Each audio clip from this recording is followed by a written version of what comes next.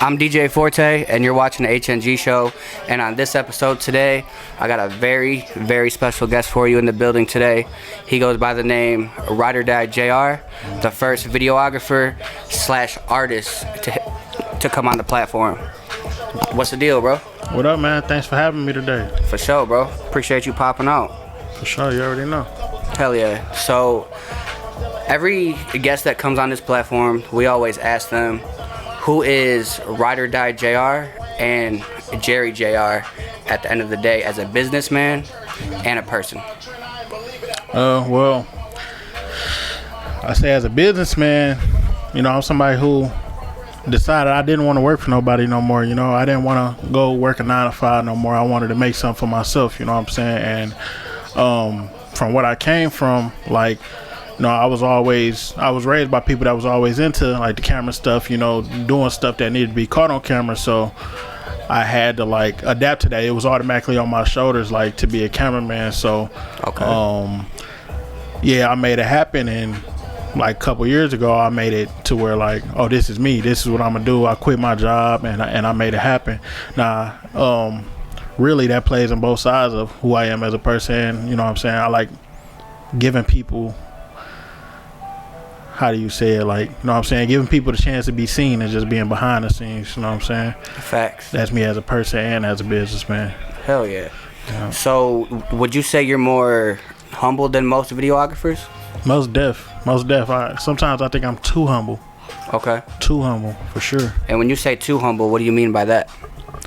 Because I feel like probably in the last 2 years, I really just started showing, like, you know, like, I don't feel you being as a person, you know what I'm saying, having, like, you know, that self-criticism and stuff, you don't really look at yourself as like, oh, you know what I'm saying, I'm bigger than this, I'm bigger than this. Yeah. But it comes to the point where it's like, you know what I'm saying, I'm starting to go out places, people know me, you know what I'm saying, like, people know me, like, I don't even gotta be like, oh yeah, this my page, I do this no more. People like really starting to know my face, you know what I'm saying, know my tag and all that stuff. So it's like I still look at myself as like, man, I'm upcoming, but a lot of people think, like, from what I came from, like, I made it already, you know what I'm saying. So a lot of people look at me as more than what I am, and I'm still kind of humble about it. Hell, you know what yeah. I'm saying, compared to other people. Yeah. You know what I'm saying, a lot of people big-headed, and I feel like they haven't did as much as I did. Do you ever feel like the ego gets the best of those people? A lot of times, you know what I'm saying. Ego can make or break you, for sure. And a lot 100%. of people burned bridges. A lot of people, you know what I'm saying, they made it, but the ego overtook, you know what I'm saying. So they don't get the respect. They don't get the respect they would have had if they would have stayed how they was. And I don't go against like people changing, you know what I'm saying. You should change, but change for the better, not for, you know what I'm saying, for the worse, pretty much. 100%. Now, for those that don't know you, where are you from, and how did you get into the photography and the videography industry, and what really motivated you to keep pushing that? So I'm from the west side, Detroit. When I was younger, well, I'd say probably like about 11 to 13, around that age. Well, since I was born, my pops always like raced cars and stuff, you know what I'm saying. He known in like the car world and stuff real big. So when I was around that age, like 11 or 12, my uncle, he started a YouTube channel called Detroit Hood TV. Okay. And he pretty much was like, we were riding mini bikes, my pops was racing cars, we was doing like little skits and stuff, and the channel became like super big to where it was like, by 2018, I think it had like 90,000 subscribers. Okay. And my uncle died in January of 2018. He died January 11th. And I was working then, you know, I was by that time I had kind of moved away from like, you know, the mini bikes and all that stuff. I was just working. I was trying to make money. Yeah. And when my uncle died, it was kind of like everybody did this. Like, it's your turn. You got to step up. You got to keep the ball rolling, because ain't nobody else going to do it like you going to do it. You know what I'm saying? And everybody knew, like, I knew what I was doing with the camera because I used to edit back when I was younger. Yeah. And so that kind of kicked me off, and probably like the first 3-4 months after my uncle died, it was just like, you know what, everything was falling apart. I'm like, I'm gonna just quit my job and just go full swing, because I knew the people. I wasn't really shooting music videos, but I had what do you call it? I had the plugs, like, I had the networking and all that. So I just took it full swing. Started shooting music videos. I kept the YouTube going. I had got us over like 120K or whatever, and damn. I ended up losing the YouTube to like some copyright stuff and all that, but I kept the name going. I started doing race events, under the name Detroit Hood TV and stuff with like 3 more people that we do it with, and we just kept the legacy going or whatever. But that pushed me to full swing, like cameraman. Like, all right, now I know, like, this is what I'm gonna do. I'm not working for nobody else no more. And over the years, I just progressed to get where I am now. Okay. So what keeps you motivated to stay on the grind, and how do you keep pushing when it comes, like, when you come across like certain obstacles that might be harder than others? Pretty much just seeing like what I have got and what I have did off of it. Like, when I had a job, I was probably making like $500 every 2 weeks. You know what I'm saying? Like, running out of money before my next check came and everything. So when I look back at that, and I know, like, you know what I'm saying, I make $2,000, $3,000 a week. Okay. You know what I'm saying? And I make my own schedule and I do that. Like, just looking back, that's enough motivation for me. Like, I came way further than anybody else, and then I can still go sleep for 2 days, you know what I'm saying, and still made a lot more money than a lot of other people. Yeah. Type shit, and I wasn't like that before, I was struggling. I was really struggling. So, like, that'd be all the motivation I need to, like, keep going, because I know one day I'm gonna look back to, like, right now, like, man, I still didn't have shit, you know what I'm saying? Yeah. So looking back at then versus now, would you say, like, your videography business is doing a lot better than it was when you had first started it? Most definitely. I'm just starting to get to that point where I actually like my work, you know what I'm saying? Because I feel like everybody that work with some, whether if you make music, if you shoot videos, whatever you do, I feel like everybody had that, like, self-criticism that'll, like, hold them back, because they like, oh, this ain't good enough, that ain't good enough, I don't like the way this look. But if the artists like it, it's like, all right, I'm starting to get over that, to where, like, when I'm doing a video and I finish it, I really like it, you know what I'm saying? I'm taking more time to finish them little details and all that stuff, and I really like it when I'm done. So looking back at other stuff, it was like, it was just sloppy, like, I was focused too much on, like, trying to do, like, effects and stuff. Back then I wasn't even focusing on, like, my color grading and my sharpness, you know what I'm saying, how my camera laid out and all that stuff. Now I take the time to push every little detail, to where, like, when I'm watching my stuff now, my finished products, I love it for sure. Hell yeah. And honestly, I can relate to you on that. With paying attention to detail and knowing you can do better. Because like when I first started, I wanted each episode to look a certain way. Yeah. And if it didn't look a certain way, I wasn't happy with it. I didn't want to put it out because I knew it didn't meet my standards. Yeah. But at the same time, I had homeboys and friends that would tell me, like, bro, you're just getting started. Yeah. It's not going to get perfect. It's not going to be where you want it just yet. Yeah, and it's all a catalog. You know what I'm saying? And it's going to come with growth, too, because each episode you drop or each music video you drop for an artist, you're going to go back and you're going to watch it and see what you can do better on the next video or the next podcast episode. To where as you consistently continue to make videos or podcast episodes, you're perfecting each video and each podcast episode that drops after that. Yep. Correcting each mistake, for real. Yeah, because honestly, without growth, bro, nobody would be where they're at now. You know, we all got to grind it out. We all got to learn from our mistakes, so that way we can perfect what we're doing. Yeah. And then once we perfect what we're doing, that's going to bring more business. That's going to bring more clients that want to fuck with you because of the quality that you put out. Yeah. I know with me, like, I don't like to rush my content. Because when I rush it, I know it's not going to be the standard that I want to put out. Plus, when I watch it before I put it out, I'm gonna already be in my head like, okay, I should have took this part out, this section out. It would have flowed way better. So that's where I come in with being more of a perfectionist. That's why, to be honest with you, like, I have somebody that edits these videos separately. They're located out in Texas right now. So I was having like a local videographer edit my stuff, but like some weird stuff happened with that, so I had to cut that off. Cause it was just bad for business. You know what I mean? You can't keep people around you that just wants to keep their hand out and just is there just for the money instead of just learning and being grateful for the opportunity that they were given. For sure. How does your marketing process stand out from other videographers, and how did you come up with a marketing concept that worked best for you? So like the main thing I'm known for is like doing deals. And the reason I came up with that was really around like the pandemic time.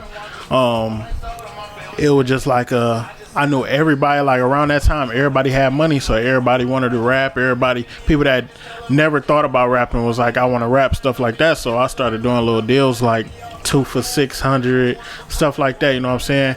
And I was cleaning up off of it to where like I didn't even have to touch none of the unemployment money or nothing, but I made a lot off of it. Facts. So like when that came in, you were able to just stack it. Yeah, literally. Yep. Hell yeah. So and then all my stuff was legal. I ain't have to worry about nothing coming back, none of that stuff. But after the pandemic, it still was like so many people told me like it helped me out, like, you know what I'm saying? If you ain't do the deals, I wouldn't be able to shoot with you. And facts. And these other cameramen shoot, they charge $1,000, they charge $800, they charge what's that? And people tell me they feel like my stuff is worth that, but it's like, if I shoot for this amount, yeah, I'll shoot once a month, twice a month. But if I drop the price, I'm gonna steal all these clients, I'm gonna shoot more, I'm gonna get better quicker, you know what I'm saying? And I'm gonna keep the clientele around because they fuck with it, you know what I'm saying? Ain't nobody else doing that. And it give the littler people a chance too, you know what I'm saying? Because these big names, you can shoot with them, it'll help you build a catalog. But the smaller people too, like some people may be way more invested in their craft, you know what I'm saying, just haven't made it there yet and can't really push their craft because they don't have the money for it. So if I'm helping out and I'm doing this and that, and help them out, and then they eventually make it, you know what I'm saying, that's a connection and a bridge that ain't nobody else gonna have with them. I'm gonna always keep them clients around, and I got a lot of clients like that over me shooting with these big people that barely want to pay you $100 because they feel like their name shouldn't have it, you know what I'm saying? And you still got to invest exactly at the end of the day, because even though if you're a bigger name and you're trying to pay small amounts for a video, I know me myself, I'm gonna look at it like, not only do you have the bread to invest in a fire video so you can grow, I want you to test my skills. You know what I'm saying? I want you to test my skills so I can make this video pop for the budget that you set for it. You know what I'm saying? Because if I'm just working off $100 or $150 on, let's say, like a higher up local Detroit artist that's pre-industry, that has a good buzz, I'm gonna feel like you ain't supporting me like I would support you. So in that case, my work is gonna be more rushed. I'm not gonna feel valued. You know, but at the end of the day, I'm gonna still have to please you to where my name still gets talked good about. Because once my name gets talked bad about, then there becomes this he said, she said, and then other people are it's gonna a blackball thing. Exactly, you know. So unfortunately, I mean, that's what comes with the industry that we're in. But you got to learn how to maneuver around that obstacle. And I also say this too, like, I was super against certain stuff like that at a point, but I will accept working for like a bigger artist for like a little less money if I feel like it can be really beneficial for me, you know what I'm saying? Because a lot of them, the odds is there, but it's like, it's the right odds there, you know what I'm saying? Like, you could be big, you could have millions of views, all this stuff, but that might be in Texas, you know what I'm saying? And these people might not want to book me in Texas, but if you can help build my name, if I shoot for this artist and this artist, one time a piece, you know what I'm saying, for a little cheaper, and it's gonna help me grow a little bit, I might take the opportunity, but it has to really stand out that it's gonna be worth the growth, you know what I'm saying? I'd have had an artist like I say his name, Rich Town Butter. He a cameraman too, but he an artist. Okay, see, I didn't know that. I knew he was a cameraman. Yeah, but he make music too. They had a whole group, Louis, they all made music. And I would notice that every time I shot with Butter, I would get a lot of clients, you know what I'm saying? And Butter like my brother, so, you know what I'm saying? Like, I was helping him out on the money side and all that stuff. But every time I shot for him and we dropped, I would get like 15, 20 followers, and half of them is trying to shoot a video, you know what I'm saying? So it was worth it.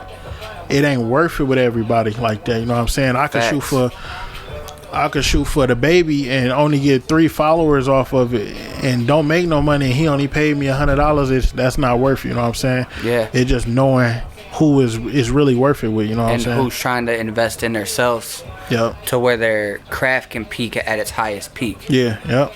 So if there was an out-of-state artist that was to book you that's watching this episode right now, once it drops, how would that process go for an out-of-state artist? For out-of-state artists, so when they initially asked me, what I do is I'll automatically look up like where they at, what it's gonna take to get there, and how long they want me there. So if it's something that, you know what I'm saying, 4 to 5 hours away, 6 hours away, I get a rental car, drive out there. I drive my own car out there.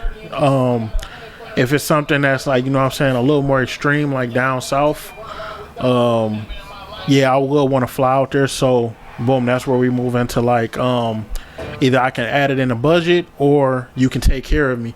A lot of people, I say, like, you know, you can get my flight in my room or whatever. Some people even get like a big Airbnb and we all stay there, stuff like that, you know what I'm saying? Even if you want me to stay at your house, I'll stay at your house.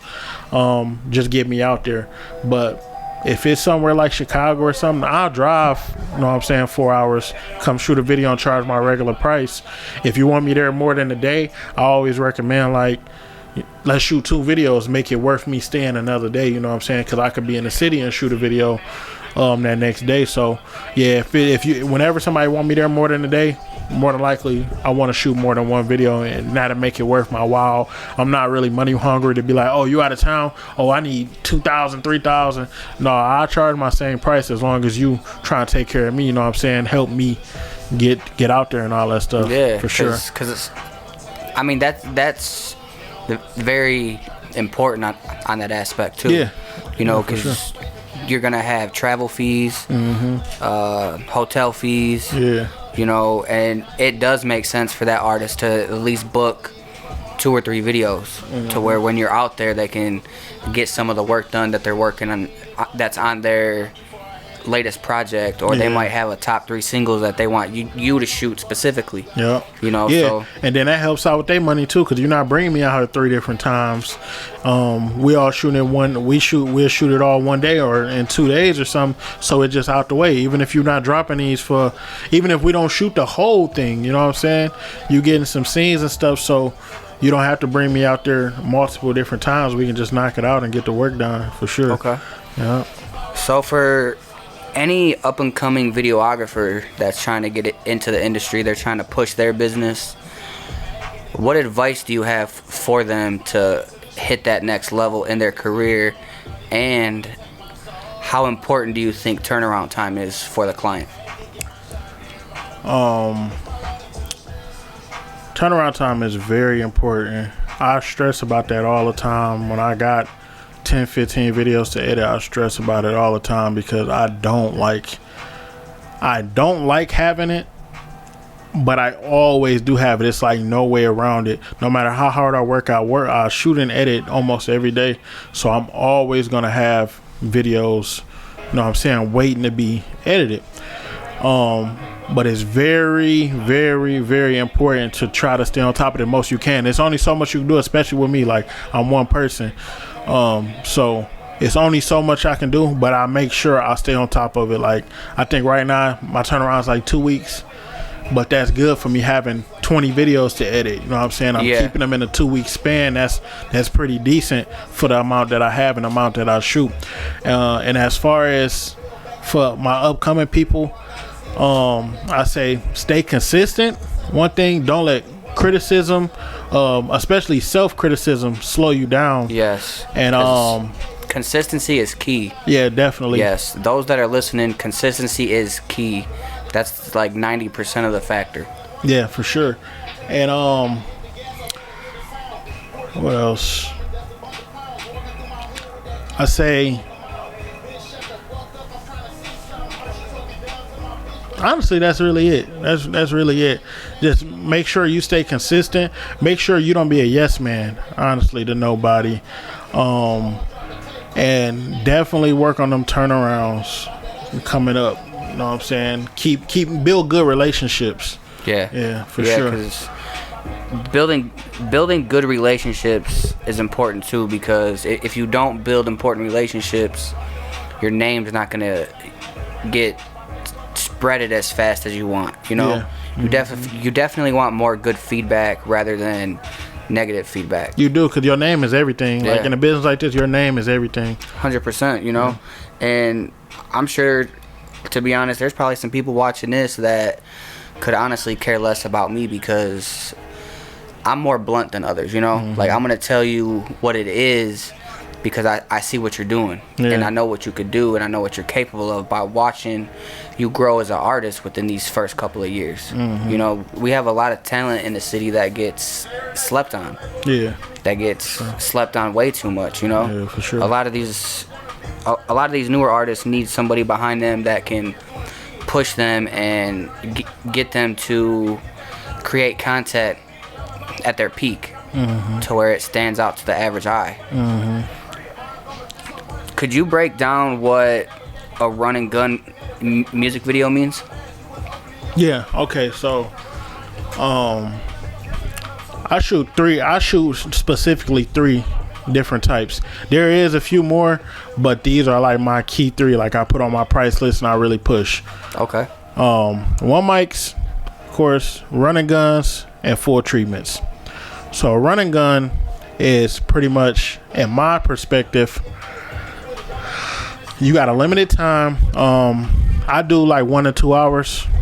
I used to do only 1 location, but now I raise the price a little bit. I get 2 locations. So pretty much 1 to 2 hours, 1 to 2 locations, like 4 to 5 scenes. It's pretty much like not too much thought about, like let's just shoot something to put it out, like pretty much like a visualizer, you know what I'm saying? Compared to like a full treatment, which is we're going to write a script, we're going to get props, we're going to get specific locations, we're not going to put a time limit on, we just going to get it done. If it take a few days, we're going to shoot it. So that's pretty much the difference between a run and gun and a full treatment. A full treatment is you really trying to push this as a production. Run and gun is like, let's just pull up, shoot something so we can put a song out or we can tease it. You know what I'm saying? Some people shoot running guns and then turn around and shoot a full treatment. I've had that done before. Some people shoot a 1 mic and then shoot a running gun. You know what I'm saying? So yeah, people bounce around with it, but for sure those are like the 2 teases of the industry. Have you ever had anybody that did all 3? They did like a 1 mic, a run and gun, and then a full treatment on 1 song? Nope. No, not all 3. Nope. Either they either do a 1 mic and a run and gun or a 1 mic then a full treatment. I haven't had them do all 3 though. Nope. Okay. Nope. Now, what would you say about doing all 3? Would you say, would you recommend it if a certain single was produced to do a certain amount of numbers and streams? Yes, I definitely recommend it for those type. I don't recommend it for every song though. I feel like say you're doing a tape, you pick 2-3 singles that you gonna really push off the tape and you push those the most, you know what I'm saying? The ones that are getting the most attention, the most traction, and this all comes with like the marketing and promoting, like the mindset you have as an artist. But you pick those like 3 songs and you push them real hard, and those are the ones you should be doing different stuff to. Because like you drop a one mic for a song and you dropping a one mic and you promote it, people gonna get tired of seeing that. But if you dropping a one mic, and then you start dropping a run a gun, and then they see you working on the full treatment video, and then you drop the full production, it's gonna get more views because it's giving some people different stuff to look at over the time while you actually pushing it. You know, instead of just looking at the same thing over and over again. People get bored, and people got short attention spans. Facts, 100%. Because nowadays, the content length is a lot more shorter than it was, 3-4 years ago. Yeah, for sure. People not doing 4-minute videos, 5-minute videos no more. Exactly. They doing 1 minute 30, 2 minutes. So. Or 2.5 tops. You know what I mean? Sure. A lot of these songs from us growing up as kids, listening to like Wayne, Rick Ross, Drake, Future. They had 3 minutes before the song even started. Yeah. Just video and then go into the song. Then you got like a nice 6-7 minute video. Yep. Which is cool if you have a certain marketing and a certain way you want that video to look. Yeah. You know what I mean? Mm-hmm. You might want to put some vlog footage in there, some studio recording footage in there. Yeah. Just to help make the actual content pop. Yeah. Who is your top 3 or top 5 artists you enjoyed working with so far, and why? Big or just period? Just in general. In general? Yeah. My boy TZ, 623 Tay, we always like. That's like my brother, so we just got chemistry. We don't ever have to put too much thought. We go out of town and shoot. I always enjoy shooting and editing his videos because, you know what I'm saying, we real close, you know what I'm saying, so I'm feeling it as I'm doing it, you know what I'm saying, and we always get a good product out of it. My boy Tragic, there's actually 3 of them, Tragic, Stone, and Jerry. I always enjoy shooting with them because they actually kind of push me out of my element. You know what I'm saying? Okay. They like kind of force you to get more creative with it. Yeah, exactly. Because they got a whole like different genre of music that I'm really just starting to lean into with them. So they like expand my mind when we shoot, and it gets me to do stuff to where they mind be blown, but it'd be like, I didn't even know I could do that, but they push me out of my comfort zone. And that goes back to when you asked about things upcoming cameraman should think about. Never get comfortable. If you comfortable, you not progressing, but yeah, they definitely push me out of my element and make me explore my mind more, especially when I'm editing. But they give me that. It's not the same thing. The running gun, the guns in the video and all that stuff. They giving me like storylines and stuff I would have never thought about. Yeah. So I definitely enjoy working with them. And third artist, probably my boy Hardy. We haven't shot in a little minute, but when we do shoot, I always enjoy shooting with him because the same thing. He got like a different style, and then we have more of like a we got that relationship to where like when we shooting, we having fun, we cracking jokes, we doing crazy shit. I'm dancing with him, stuff like that. Like we do stuff like one day I think we was shooting on like a rooftop or something. He had like his car and drive. We just like running across the rooftop. The car just like driving itself, like crazy stuff like that. Like we just shooting and running, and it always come out fire because it fits his music. You know what I'm saying? We actually have fun doing it. So, because when you have fun doing it and you actually enjoying it, and you go sit down and edit, you're gonna be laughing and enjoying it as you editing it too. So it's gonna be more fire. The final product is always gonna be better than when you don't like the song and you sitting there and you trying to make it work and you stressing about it and shit. It's always gonna be like, and you don't feel it. You don't feel the emotion. Yeah. Well, for me personally, because I'm the cameraman, other people might still think it's fire, but for me personally, I enjoy it more when I enjoy shooting it. Yeah, because I feel like if you rush it, it's not gonna be what you want, or if you're not experienced putting out that genre's type of music video, especially if you rushed it or you haven't done anything like that before, you know what I mean? The difference between rushing something you never did before and taking a little bit of time on something you never did before is that when you take a little bit of time, you're gonna learn the process of that genre and how to make that video pop the way that it needs to versus, okay, I'm just gonna slap this together. It looks cool, but I think dog's gonna like it how it is, you know. And then when you just give out a video that you didn't put your all into, you at the end of the day know you could have did better. So then in your head you're like, damn, I really hope he likes this. I hope he doesn't think it could have been better. And then that's the only video that I shoot for him. You know what I mean? Like when you're learning these different genres, like the rock and roll rap or like the country rap, you know what I mean? You're learning how to make these scenes pop with your directive process. You know, like me, like when I'm able to like direct certain things or how I think an artist should do this in their video, I enjoy that because that brings my creativeness out. Because, you know, not only am I helping you pop, but I'm helping this video pop too. To where when I go to do this again, you're more confident. Yep. Your mind expanded. Yeah. Exactly. Yeah. More confident. You got the experience, and then your whole directive process gets better too. Yeah. Yep. Yeah, it does.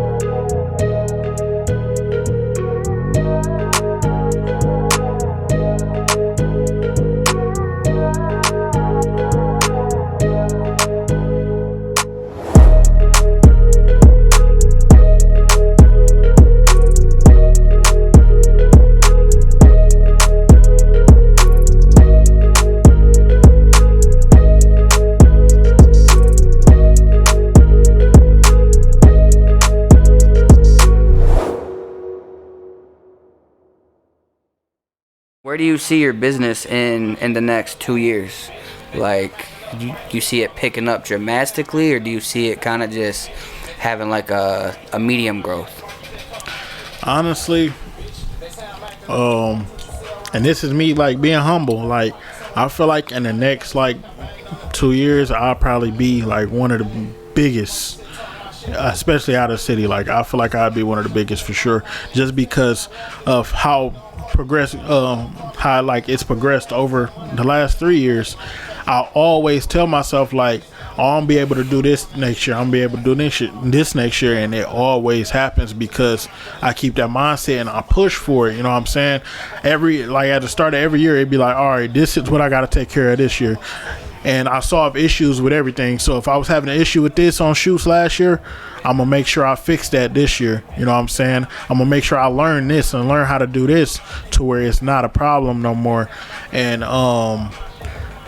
I'm starting to see that peak. You know what I'm saying? I'm really starting to see that peak to where I'm really booked up. I'm really like booked up. People really starting to know me. People are like treating me different. You know what I mean? Like, they actually treat me like, instead of we should shoot, we should get it in, they like, bro, I really want to work with you. I really appreciate you for working with me, stuff like that. So it's like I'm starting to see that growth, and I feel like 1 or 2 more years of it, it's gonna be super peak for sure. No, facts. I can see it because like when I watch the videos that you shoot for these artists, you shoot a lot of videos for these local artists, you know, like you do a lot of videos for some higher up artists, some underground cats that's just starting out, and then you do it for what I call like the pre-industry cats.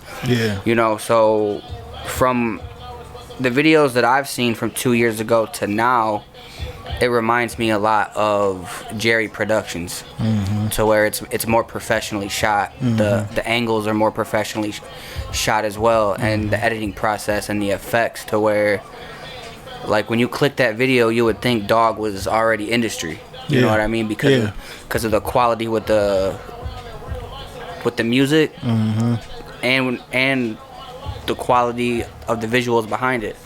So with everything matching up, that's where you come into play, and then they they need you to help make their creative process pop. Yeah. So with that industry image that you're giving out, a lot of these artists like it because they know that they're not gonna just get no cheap video from a dude that's just starting out a year or two in the game that's not quite where you're at yet. Yeah. You know what I mean?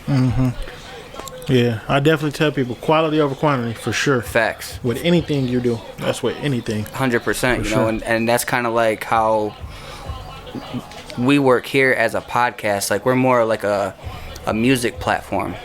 You know, like we pre-record each season ahead of time and then we drop it accordingly. So each artist or each guest gets the proper promotion that they deserve. Yeah. You know, because the way you drop certain things is also gonna play a factor on how you promote your platform and your podcast or your videos or your music as an artist. So like having a catalog built up is honestly very important to have that pre-built. Yeah, definitely. Yeah, 100%. What are some of your pet peeves when new clients reach out about booking you for their next music video? Not being ready.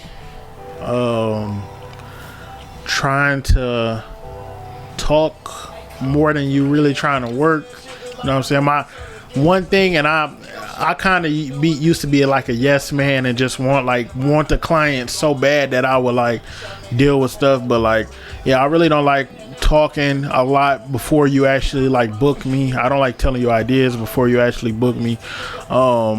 With new clients, period, I really don't like the like rushing process, and I don't like the what is it called, like the fear. Like it's a few people I worked with like asking to see every scene, like, can I see it? You sure that look good? It was like, bro, you booked me because you watched and seen what I shot, so you know what I do. So it's like it's all a process. You know what I'm saying? Let me do my job, what you paid me for. Yeah, and you know and you gotta trust me. Yeah. As well, because not only did you book me for a specific reason, because you've seen what I can do. You booked for my vision too. Yes, and you obviously trust my visuals and my vision, bringing that visual to life. Yep, exactly. Because your job as a videographer and a photographer is to make that vision pop for that artist the best way you can. Yeah. So that way they spread a positive word about you. Yeah. And that creates like the business growing. How did you come up with the name RideOrDieJr? Like, was it a process behind it, or did you kind of just already have that in place from back in the I had that name since I was born. So, getting back to like when I said my pops race cars, our race team is RideOrDie Racing or whatever. And of course, I'm junior. That's fire. Yeah, I'm junior. So it was like automatically when I was born, it was stamped. I got shirts from when I was like 3 years old that's got RideOrDieJr on it. Like literally, they this small. They probably toddler size that's got RideOrDieJr on it. So yeah, that was like always my name. I just got stuck with it, and I wasn't gonna change my name like for the video stuff. It's like that's always been my name. Everybody know me as that name. Hell yeah, man, that's fire. So when you say y'all used to race cars back in the day, was it more like street racing, or was it like underground NASCAR kind of? No, it was street racing and track. Like, yeah, like mostly like street stuff. Like even now, like the events that I help host for the Detroit Hood TV stuff, it's all like the no prep street style. We took it from the street to the track, but we do it on a bare surface, so it still imitate the street style stuff, but a little more safe because it's at the track. But yeah, it's always been like, dude, I was going to street races when I was like a couple months old with my pops. Like he had me in a little holster thing on his chest. So yeah, it was always street stuff. And then as I got older, I started like linking up with the tracks. Like, you know what I'm saying? Like I'm pretty much like a brand ambassador for like Milan Dragway and stuff like that. Okay. So like they got our big board on the wall. Like, you know what I'm saying? We do all the promotion and stuff like that now, but I still do street stuff. Like even with my personal cars, I got cars myself, and I do a little street racing and stuff like that. Hell yeah. Yep. How serious do you get into the street racing now? Do you get into it like more seriously, or is it more for fun now? Honestly, no, it gets serious. Like I really literally just took a break from it. You know, I had some little stuff happen. You know, but I was like out every night, like 10 o'clock till 5 in the morning, racing, betting money, betting thousands of dollars, stuff like that. Like it get crazy with that stuff. I literally like these last 3 months have been the most I haven't been around no car stuff in a long time. We're racing. If it's not snow on the ground, we racing. Hell yeah. So yeah, I definitely like that's like besides the video stuff. Yeah, that's my career. The car stuff is like my life though. Like that's my main hobby. So yeah, it's definitely serious. Now, have you lost any crazy amount of money with the car racing stuff? And have you also won a decent amount? So I'm not really in there like real big betting. When my dad races, yeah, I bet a little. You know, I put 500, 100, something, whatever the pot to take. I'll put something like that, and then I like side bet a couple hundred or something like that. But I was never really into big betting because like I didn't have money like that. Right. But like recently, like you know, I started having more money, and I had my own car, so I was racing every night. I think the most I won was like 2,800. That's with good though. Yeah, with my own car. The most I lost was probably like 200, something like that. Yeah, okay. I definitely made more than I lost, but that's good though. Yeah, that's definitely good, and that's why like have a higher profit factor than a more of a loss factor. Yeah, and I'm definitely gonna bet more if I'm really confident. So, yeah, for sure. Yeah, because only you know what's underneath that hood at the end of the day, you know. Yeah. Versus what this dude has, you know, you might already even have an idea. Yeah. You know what I mean? And it's all a hustling game too. You know what I'm saying? I done had people like purposely like, you know what I'm saying, have my boy set up a race and play it this way like I don't even know him. Yeah. And all that stuff and set up a race to hustling. It's like a hustling game with it too. Hell yeah, it's definitely a way to make money. I'd have made some money with it for sure, but like I said, I definitely won more than I lost. That's a great thing. Yeah, no, that's for real a good thing. And that's also a way to make good fast money if you know what you're doing. Yeah. Too. Yeah. Because even winning a race, there's tricks to it, you know. How was life growing up for you as a kid? Would you say it was like rougher than most, or did you have more than most, or did you grow up having a lot more things than a lot of other kids your age? I had what I needed, for sure. Like I had my mom and my dad in my life. They wasn't together after a certain point, but I definitely had both of them. They never was like, you know, stingy or away from me. I definitely damn near seen my mom and dad every day. I'm going house to house. That's important. They always made sure I had what I needed. Even if I didn't have what I wanted, they made sure I had what I needed. But at least made sure, you know what I'm saying, if I wanted a new game or something, they at least got it for me for my birthday or Christmas. So I really didn't need for nothing. But I definitely had, like, the older I got, my pop started buying me like the mini bikes and stuff. So like that's what I was into. So we had a bunch of mini bikes, and we was really like into like building stuff and stuff. So over going to buy stuff, we was putting it together ourselves. So all the like new clothes and all that stuff, I wasn't really into it back then. Most of the time I was on a bike, so I was gonna mess them up anyway. Facts. So I wasn't really a needy kid with that type of stuff. So yeah, I definitely I had it. I say I had it pretty good, honestly. I came up good. I had a strong foundation. I had, you know what I'm saying, my pops is OG, so I had uncles, you know, and all my pops friends, even if they like not my blood uncles, you know what I'm saying, they treated me like it. So I had a real big support system till this day. So I say I had it pretty good growing up. Like I said, I didn't have everything, like, you know what I'm saying, the spoiled kids, but I had what I needed, and I had the little stuff that I asked for sure. Yeah, so you never really went without. You always had what you needed in order to survive. Yeah. And have a good childhood growing up. Yeah, for sure.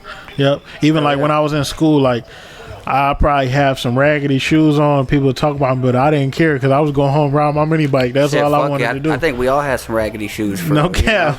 Shit, no cap. I know I had a raggedy pair of shoes, and shit, I went home. I rode my Diamondback BMX bike. You know, I was more focused on learning how to jump that bitch and do tricks with it. Yeah. You know, versus I need a new pair of shoes. I'm gonna fuck those shoes up anyways. Riding a bike, exactly. Playing outside with the kids on recess and shit. Yeah, no cap. So like, as a kid, you really don't think of things like that too much, you know. Yeah. And then as you get older, you look back and then you value a lot of things that you earn yourself. Yeah, for sure. Yeah, and by the time I got in high school, I was already kind of like hustling to where I literally used to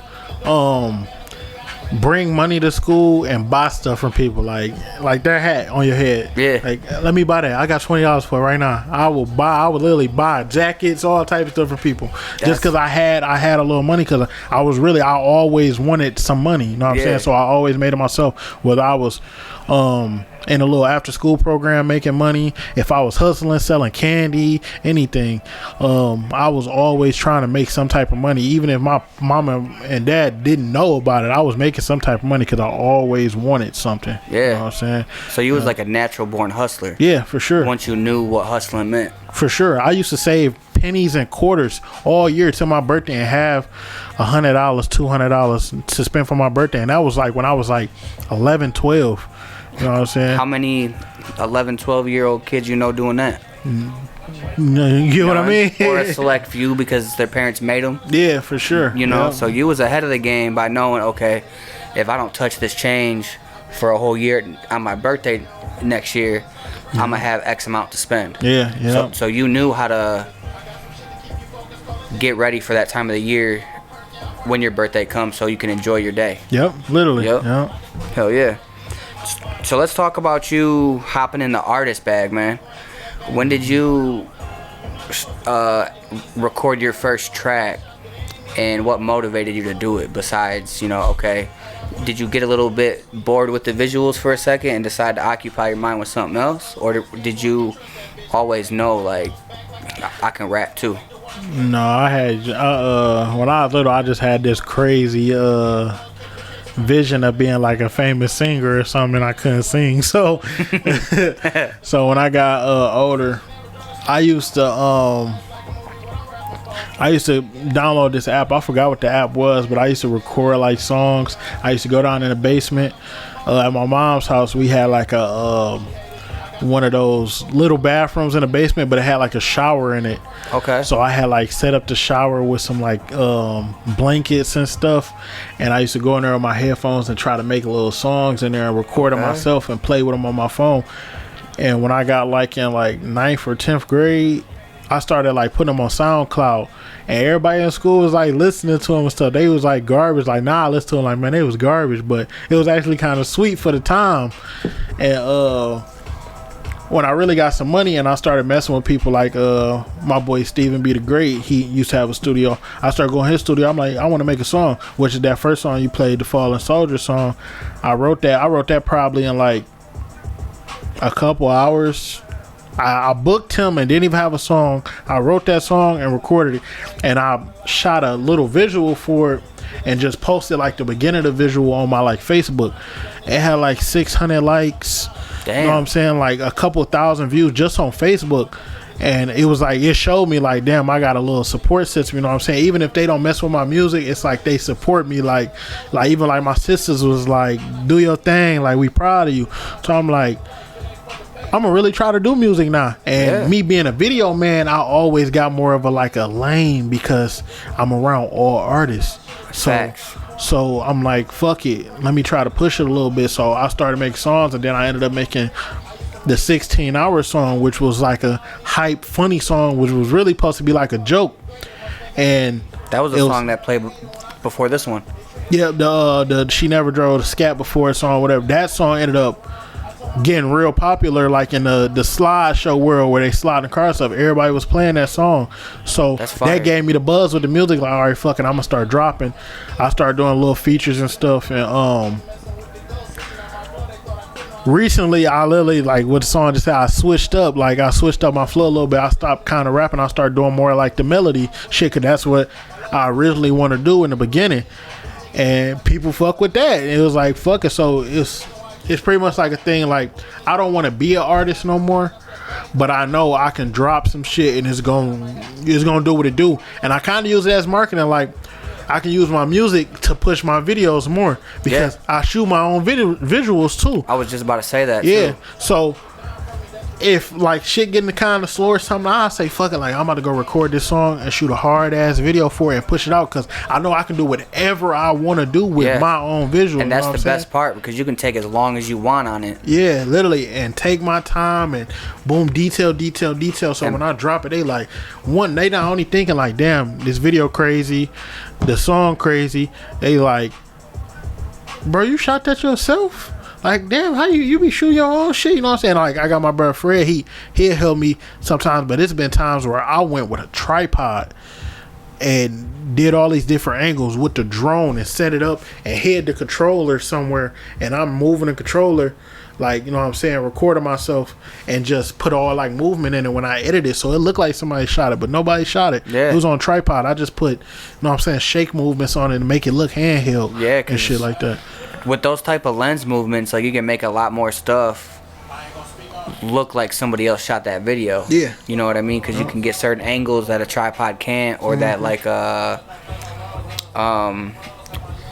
what do you call them? Like those little the Ronins, the stabilizers. Like a stabilizer, because the stabilizers, some of those have like an auto movement. And even with the auto movement, that's not good enough to be it. Like, you're gonna get the moved angles, but then you gotta put like the shake like you gotta put in like the lens effect, or like the zoom effect, or whatever you're trying to do to make that scene pop. And I pretty much tell people, like, that's how I know like I'm at my peak now, because I'm at the point where it's like, it don't matter, as long as it's on footage, I can do whatever I want with it. Facts. Like, I used to have to shoot stuff a specific way to get this and get that. Now it's like, as long as, if I fucking threw the camera in the air, as long as it got you for that split second, I know I can do something with that footage. You know what I'm saying? Like, I'm 100%. At that peak now. I know I got control. And it comes to like more of a leaning from a perfectionist to like a imperfectionist, because if you look at how all the videos is going now, it's like they more like gritty, old VHS style. That's what people want now. So it's like I can be more of a like imperfectionist and then have fun with it. Like, damn, I didn't even know I recorded this. Let me throw this on there and make it look fucked up, but it's gonna be sweet. You know what I'm saying? To where it has like a screen interruption effect. It gives like videos character. You know what I'm saying? It gives them character. And I like that now. Hell yeah. Sure. No, a lot of these newer effects that's coming out, man, they're starting to put out more newer effects that are